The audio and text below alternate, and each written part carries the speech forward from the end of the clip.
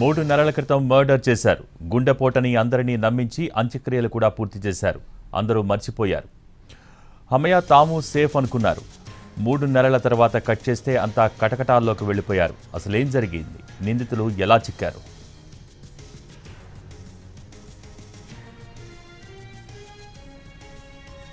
హైదరాబాద్ ఎల్లారెడ్డిగూడకు చెందిన శ్రీలక్ష్మికి పెళ్లైంది. 2 పిల్లలు కూడా ఉన్నారు. భర్త విజయ్ కుమార్కు మేడ్చల్, ఎల్లారెడ్డిగూడలో 2 సొంత ఇళ్లు ఉన్నాయి. డబ్బులకు కొదవలేదు. హ్యాపీగా సాగుతున్న వారి జీవితంలోకి 3వ వ్యక్తి చేరాడు.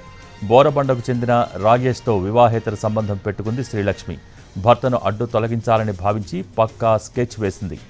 ఎల్లారెడ్డిగూడలో ఉంటున్న ఇల్లు వాస్తు బాగోలేదని చెప్పి ఓ అపార్ట్మెంటుకు మకాం మార్చింది. అక్కడే భర్త హత్యకు కుట్ర చేసింది భార్య. రామారావు నగర్కు చెందిన సుపారీ గ్యాంగును సంప్రదించింది. ఫిబ్రవరి 1న ఉదయం పిల్లలిద్దరినీ స్కూల్లో దిగబెట్టేందుకు భర్త ఇంటి నుంచి బయటకు వెళ్లగానే రాజేశ్వరరెడ్డిని శ్రీలక్ష్మి ఇంటికి పిలిపించి బాత్రూంలో దాచిపెట్టింది. భర్త ఇంటికి రాగానే విజయ్ కుమార్ తలపై డంబెల్తో కొట్టి గొంతు నులిమి చంపేశారు. బాత్రూంలో పడేసి వెళ్లిపోయారు. బాత్రూంకి వెళ్లిన భర్తకు గుండెపోటు వచ్చి గోడ తలకు తగిలి చనిపోయాడని నమ్మించింది శ్రీలక్ష్మి. బంధువులను పిలిపించి శ్రీనగర్ కాలనీలోని శ్మశాన వాటికలో అదే రోజు దహన సంస్కారాలు పూర్తి చేసింది. మృతుడి కుటుంబంలో చనిపోయిన వారిని పూడ్చిపెట్టి అంత్యక్రియలు చేయాల్సి ఉండగా విజయ్ మృతదేహాన్ని మాత్రం దహన సంస్కారాలు చేసింది.